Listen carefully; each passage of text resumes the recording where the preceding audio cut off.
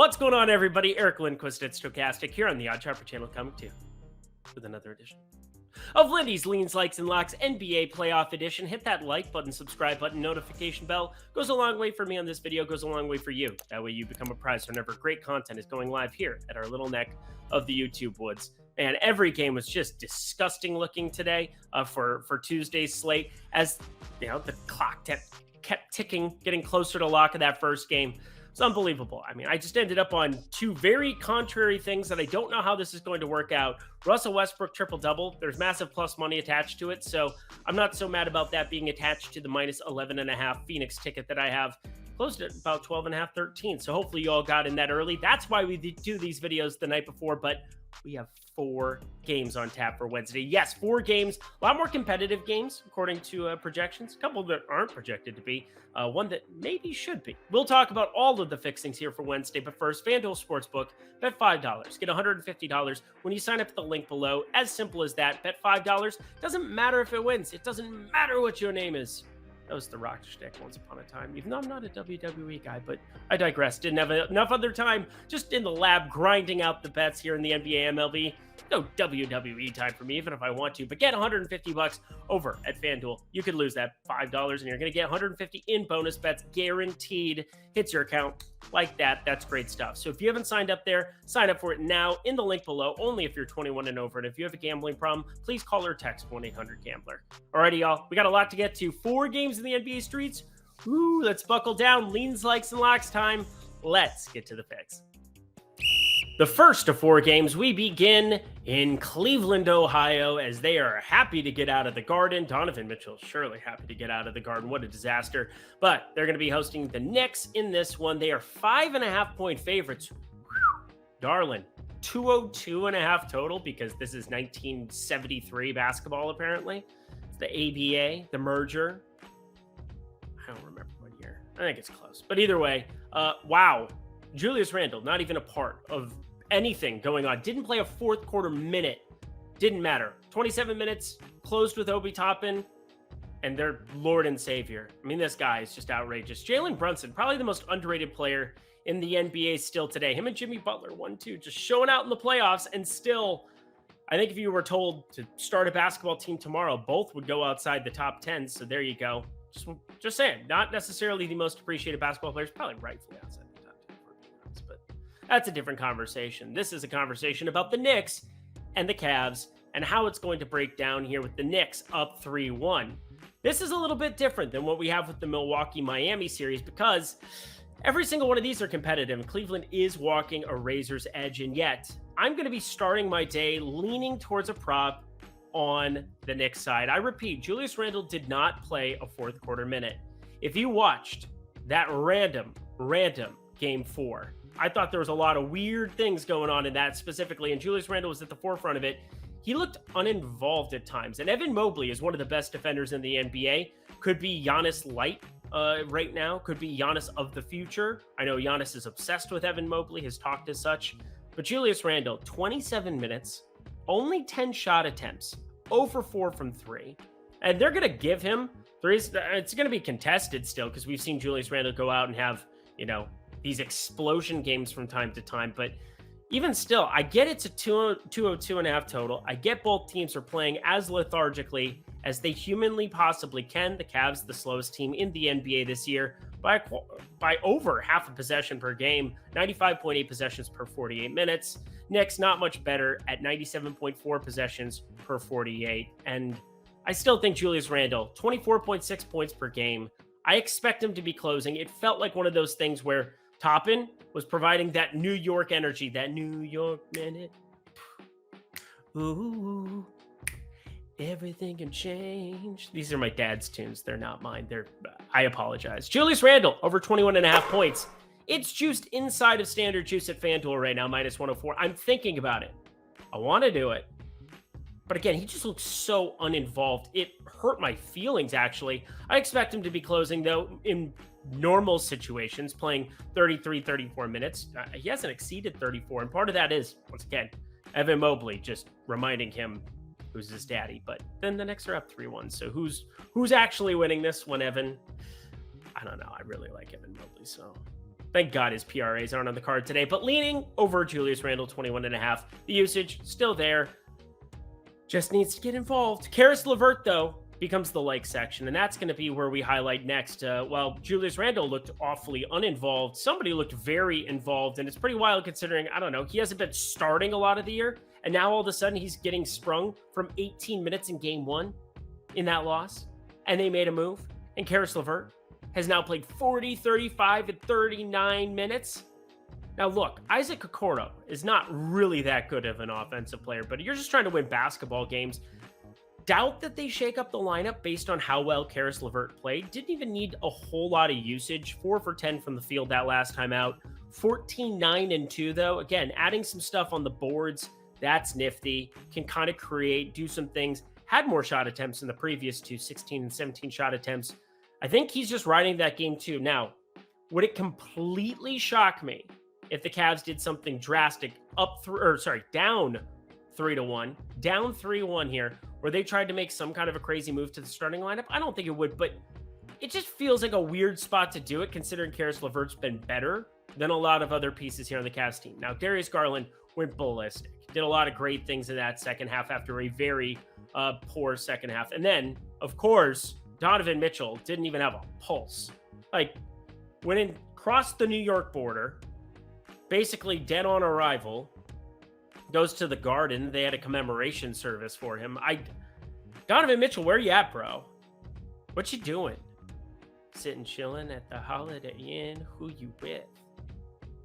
I'm not going to keep singing that one, but I'm looking at Donovan Mitchell as somebody who I'm still not convinced. Knicks kind of have his number. Emmanuel Quickley, very underrated defender who's coming in that second unit. Lots of pieces there that I'm very, very interested in long-term with the Knicks. Again, this Knicks team might just be better than everybody thinks they're. Oh, yeah. We bet them a lot in the second half of the season, so we kind of knew that. Hopefully you have that 45-1 NBA title ticket. It's fine. If you don't, it's all right. You can bet this. Karis LeVert on the other side of this one. Over 21.5 PRA. PRA is kind of littered, overs and unders, throughout this entire card. We'll talk about a lot more here to come. But Karis LeVert, I project him closer to 24. That is a pretty decent little light. So firing that one up. But it's my favorite play from this game. And again, I have the leans, likes, lock section for the playoffs. I'm committed to it. We are keeping it there. We're keeping it real, homie. I don't have a lock play from this one. Karis LeVert is legitimately my favorite play at 21.5 PRA. I'm not going to make up a play to put in a lock section for you. Seems really stupid.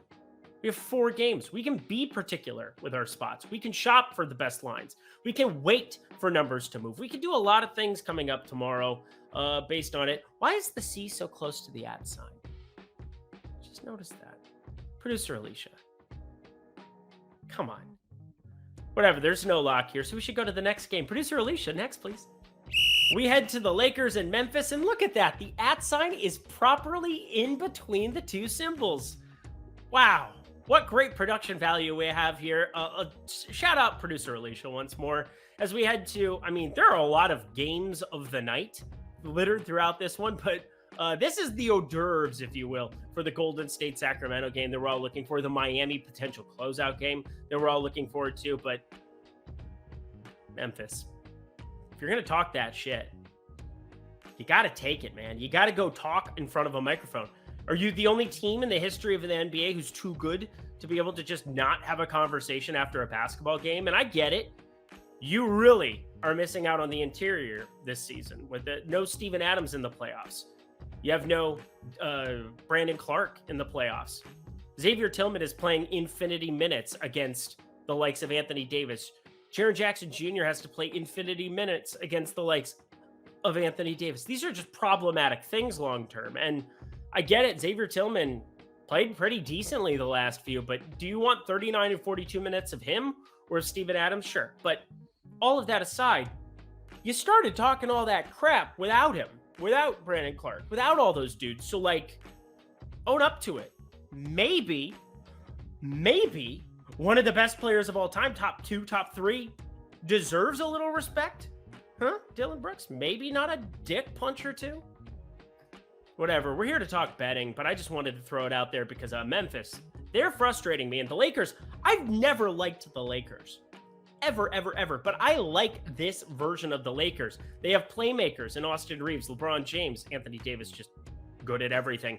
They have guys who can knock down shots now, even off the bench. They haven't even had to utilize Beasley in any kind of a prominent role. A guy who's made the top 10. He's in the top 10 of three-pointers made this season amongst everybody in the NBA, which is just a wild thing when he's playing 10 to 13 minutes a game, 9 minutes last time out, just not even in the rotation because Austin Reeves is about to get that back. D'Angelo Russell starting to come to the party, and Rui Hachimura, he did slow down finally after just train wrecking through the entire place, bull in a china shop, just knocking down every shot. That analogy is always a little bit weird to me, but we start in the lean category with Anthony Davis. Now, I love him. We're all very happy with him because if you had the Jaren Jackson Jr. over 3.5 steals plus blocks, and if you had Mr. Anthony Davis over 4.5 steals plus blocks, you're happy from the last version of this game, from the last edition of Lindy's Leans, Likes, and Locks. It was good stuff. But offensively, he's still running into some problems because they know they have to be slowing this guy down, and they finally did.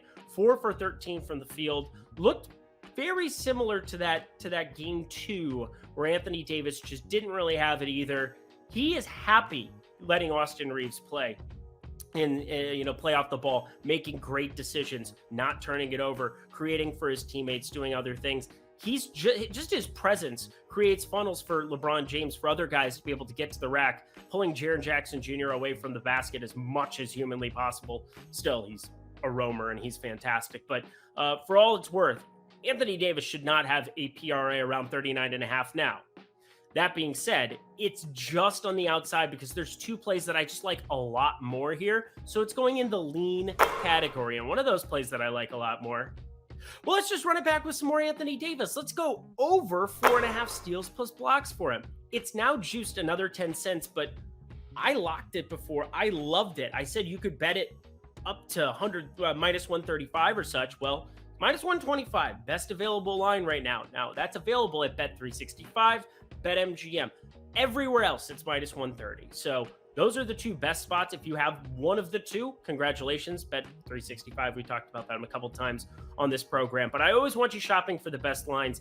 Don't bet this minus 140 or north of that. It's just not a good play at that point. But here, it's a fantastic play. The guy is just roaming. He ran into foul trouble for probably the first time in like a month. We're talking, this guy never gets in foul trouble for somebody who's as involved on the defensive end as he is. But 4 blocks, 2 steals, did it all before the end of regulation too. So I didn't even need overtime to go and bail me out or something of that nature. But he's so involved in the stocks department. He averages 2.2 blocks per game, but that has gone way up in the second half here. And part of that, teams just don't have a whole lot of outs here defensively against the Lakers. They've been the best defensive team in the second half of the season. It's just having a healthy Anthony Davis along the ride. Now, does he fall and look like he got sniped from the top row at least once per game? Of course he does. You're going to have to sweat that out. It's not going to feel great. He was holding his hip. I was about to die. I did not feel good. But Anthony Davis, over 4.5 steals plus blocks, I think is a phenomenal play once again. And now it goes from being, a phenomenal minus 105, minus 110 play. It's north of that. It's juiced a little bit, but on the road in Memphis too, spot where they are trailing, where they are 4.5 point dogs, I think this is a really good spot.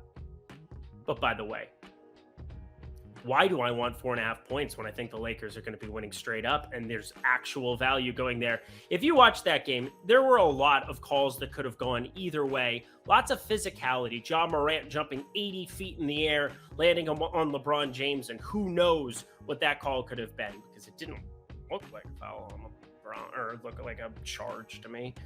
A lot of weird 50-50 calls there, and when you get these close basketball games, that's what's going to happen. But Memphis, they're going to have to throw the kitchen sink at the Lakers here, but I think the Lakers, they're just more equipped. They're the better basketball team. I like them to win this series from the get-go, and I can't imagine that in a closeout scenario, LeBron James doesn't want to kick his feet up, try to at least get out of there quickly so they can save up for the next round. You got 3 games to close them out. Maybe they go back into LA and have to do it there, but this is just a plus 152 number on FanDuel that's too good to be true. The better team. I get that they're on the road, but I don't care. I'm getting this number, plus 152 at FanDuel Sportsbook. That, my friends, is my favorite value play of the entire day, and I don't think it's remotely close. The Lakers, they have all the momentum. They have everything going their way. LeBron James and Anthony Davis, I'm going to give them the benefit of the doubt. Think that in a closeout scenario, those two, they're going to rise to the occasion in a lot of ways, even if it's defensively rather than, the PRAs. Just saying. Go ahead and be lackadaisical on offense, Mr. Anthony Davis. Be tenacious on defense. Pretty much what he's done every game this entire series, but there you go. Lakers, plus 152 favorite value play specifically on the board. And if you haven't signed up for FanDuel yet, this is a great opportunity to play that Lakers play for just $5 and getting yourself $150 in bonus bets in the process. Here's what you do. You go to the link below. You click on the FanDuel link. It's right there. It takes you about 2 minutes to sign up for it. FanDuel Sportsbook, one of the most reputable, biggest sportsbook we have here in America, North America, the world. Bet $5, get $150 in bonus bets right now. No strings attached. Again, if the Lakers lose by $1 million, good for you. You're still going to get $150 in bonus bets. I won't. Probably get made fun of in the comment section. But you guys have been very nice lately. It's almost like when you win, good things happen. So get in the game over at FanDuel Sportsbook. Come hang out with me on this show. I'll be giving you the goods throughout the entire NBA playoffs, throughout the MLB season. So just do that. Cool, good talk. If you have a gambling problem, please call 1-800-GAMBLER. And if you are 21 and over, this deal is for you. Nobody else. Yes, $5, get $150 in bonus bets right now at FanDuel Sportsbook. Alrighty, y'all. 2 more games to get to. Roll it, producer Alicia. To game 3 of the night, another @ with spatial awareness. Equidistant between the Heat and the Bucks. Look at that. God, what a stud. Hit that like button, subscribe button, notification bell as we break this one down. Heat. So I went 5 for 6 on Prize Picks the other night in the premium Discord, which you can sign up for below.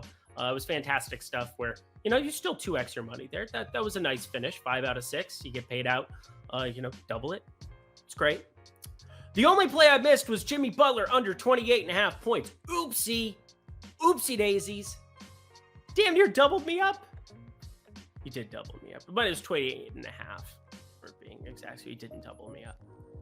Prize Picks literally cut it off at 42 and said, no more counting of points. He has gone over. You lose. Good day, sir. I said good day. But either way, Jimmy Butler, it was so fun to watch. That game, all of a sudden, they're going from down 11 to way ahead, and it was just all 1-2. That was the bull in a china shop. Now I get the analogy. 41 minutes, 19 for 28 from the field, 3 for 8 from 3, 18 free throw attempts, made 15 of them, 56 points, 2 assists. That was wild. Glad that went in the lean category rather than an actual bet. So there you go. But my God, friends, this is insane. The Bucks, down 3-1, still have an implied odds at books of 44% to win the series. Let me repeat. Books nearly have this as a coin flip on a team that's down 3-1 to come back and win a series. Now, I don't know what to think about that. It is a wild phenomenon, and I can't really remember a series that had that kind of wrinkle to it, where it was one player, Giannis Antetokounmpo, who got hurt. Him not playing in Game 3 was obviously devastating. Him playing in Game 4 with a triple-double, pretty useful. Still couldn't get it done. Need some other guys to come along for the ride. They need some other guys. Well, Brook Lopez came along for the ride. I should probably start putting him on the card, huh? Whatever. Let's talk the lean here. It has to be Miami plus 11.5. This is a massive number. Now, the total, no interest. 219.5. Perfectly efficient. It's been hovering right in this range. Don't think there's anything to mine out of that. But 11.5 on the road here in Milwaukee. Maybe Jimmy Butler's just that dude who's going to continue to recklessly go at it. And Miami does get 3 cracks at it. They get 3 cracks at it. Milwaukee, they get 1 at a time. Like, you better win 3 in a row because sometimes you're going home. Look at me doing math for everybody. But 11.5 is a massive number. I have this closer to 12. Now, again, it's a lean. Haven't bet it. I'm hoping. This number moves to 12.5, 13. so I can jump on the other side of it. I can get on this Miami 11.5. Can't make the card here at the moment. Again, it just can't. But I want it to so badly because I just can't believe that this is the number coming off of that game. Is it justified? No Oladipo. No semblance of a point guard. Gabe Vincent played pretty decently, actually. Kyle Lowry is old. He's a very old man. Shout out Villanova. But let's go to the like section. Now let's talk some actual bets here where I think things really make sense for me. Jimmy Butler went nuts. Was phenomenal.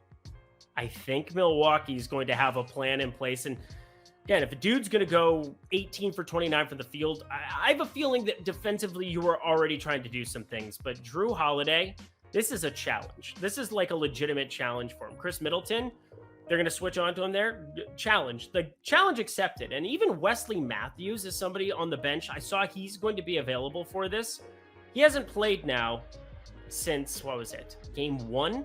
He's been unavailable with this calf injury. He's not on the injury report for game 5. And I know that that seems kind of like a ridiculous guy to throw into the mix, but he played 18 minutes, was actually a decent part of that rotation. I know that the game blew out and that they kind of let him run some garbage time at the end, but he's been a dude defensively to have out on the floor, play smart basketball, and is pretty good in these pick and roll situations. Seen it a time or two, has been along for some of these playoff rides already. I think that that can be a difference maker defensively, even in very, very limited minutes. I could see Connaughton getting pulled off the floor because he had a couple of inefficiencies there towards the end of that game. I could also see a couple of issues with Grayson Allen in crunch time there as well. I think you got to bring some Wesley Matthews into your life, which is a disgusting thing to say. Also very old, but Jimmy Butler under 41.5 PRA, minus 113 on FanDuel Sportsbook. Best available place, best available line. I think you got to take it. When it's this lopsided of a spread, there's a lot of scenarios where Jimmy Butler still doesn't hit over 41.5. And I get it. We're taking an under on a guy who just scored 56 actual points. Genius play, Eric. But guess what? Long term, it's all about data. And this is a data-driven decision. I've got him closer to 37 and a little bit of change. What is 37.6? There you go. It's almost 4. That would actually go in the lock category in a lot of situations. But today, just a half unit play for me. I think it's a pretty good spot to be shorting Jimmy Butler after the explosion. And then, well, this is my second favorite play on the entire card, so we're going to talk about it. Drew Holiday. This is a guy, I said, challenge accepted. You better bring something to the table, my friend. You don't have to be guarding Tyler Hero, not on the floor. Broken hand, not going to be in the rest of the playoffs. Drew Holiday, 41 minutes, only 6 for 19 from the field, but only 4 assists. That was kind of what I got a little bit frustrated with Drew Holiday about, was start creating for some guys when things aren't going your way. You had 16 and 11 assists in games 1 and 2. And all of a sudden you have 3 and 4 on the road. I'm not going to go home road split on the entire deal, but all I know is that something's got to give, because mean, medium, mode, like we're talking a median outcome. Like, why? Drew Holiday, you start picking and choosing things here. Just start doing your average things, my dude. Let's go towards 7.5 assists that you've averaged for the season. Playing more minutes than you averaged on the season. 32.5 minutes per game for the year. He's played 41 and 36 the last 2. So this projection that I have right now on 6.5 assists for Drew Holiday is at 8. That is a assist and a half, and that is a gigantic gap when you're talking about these kind of key numbers for certain players. So Drew Holiday over 6.5 assists. And where was that line again? Let me double check for you. FanDuel, there you are. Everything's FanDuel. FanDuel. Over 6.5 assists. Fire it up, my friends. Second favorite play on the board. And our last game of the night, oh baby. Get your popcorn ready. And I don't even know what to tell you right now. De'Aaron Fox upgraded to questionable. Kind of saw that one coming.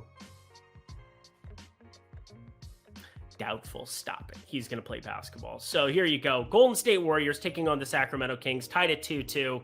Steph Curry made a lot of dumb decisions. He got away with it. And Draymond Green coming off the bench. Ooh, think that's going to be a thing of the past. Jordan Poole not there in crunch time.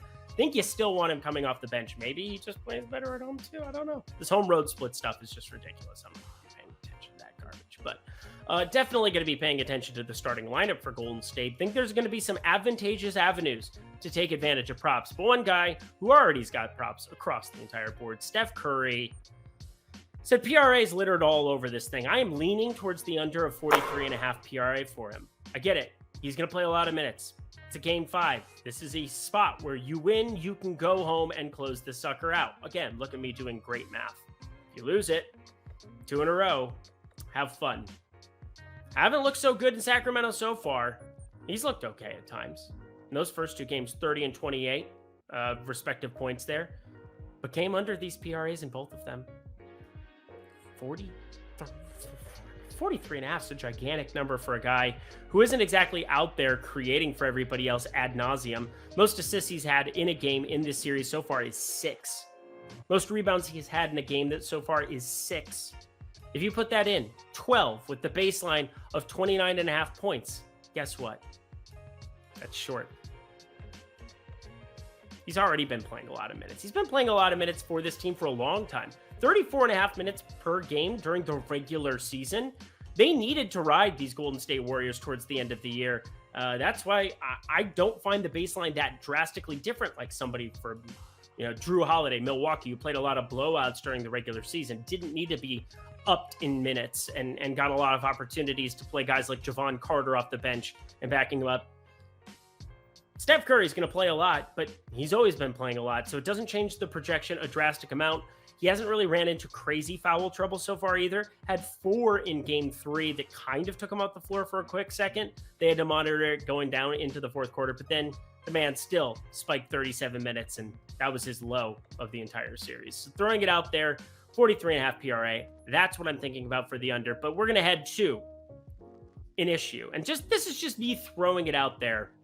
We don't have the number out, but talked about it before, where even with these assist opportunities for Domantas Sabonis being decreased, we saw them go up last game as De'Aaron Fox's hand. It was late in the fourth quarter if I'm thinking about the play when he started shaking his hand, but we saw the assist opportunities go up because Golden State started doing things a little bit differently in terms of the stopping of the high handoffs. Yes, it was basically like standing at the top of the key handoffs going to Kevin Huerter. And I went back and watched a little bit of that game just to make sure I wasn't crazy and kind of see the data as it was rounded out. But I think if De'Aaron Fox is limited at all, and there were times when De'Aaron Fox felt like he was hiding in the corner, just getting ready, because when he's touching the ball, he's going to just take it to the hoop, be insanely good, 14 for 31, score 38 points and go nuts. But when we're looking for assist creation, I want to see guys moving off ball screens, or in the pick and roll, I want to see Domantas Sabonis being able to at least get some of those dribble handoffs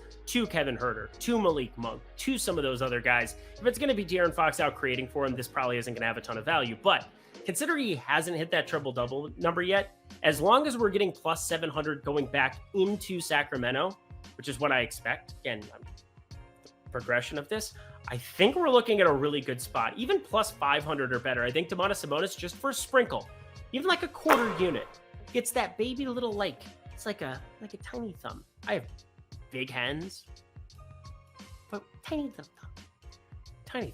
I don't know. It's a massive thumb. It's bigger than my head. Weird hands. Small hands. Smells like cabbage. It's also Austin Powers. It's always Austin Powers, but to the lock section. Why am I killing so much time? Because I have no lock here.